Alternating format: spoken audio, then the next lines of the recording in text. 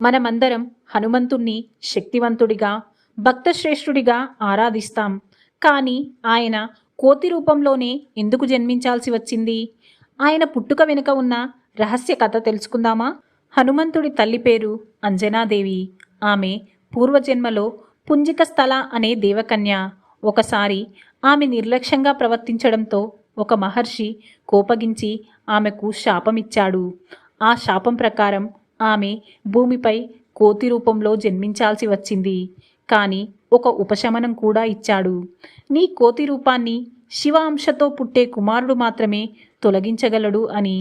అంజనాదేవి భూమిపైకి వచ్చి ఒక కోతి రూపంలో జీవితం ప్రారంభించింది. తన పాప విముక్తి కోసం ఆమె శివుడికి తీవ్రంగా తపస్సు చేసింది. ఆమె తపస్సుతో మెచ్చిన శివుడు నీకు శివాంశతో పుత్రుడు జన్మిస్తాడు అని ఆశీర్వదించాడు. అదే సమయంలో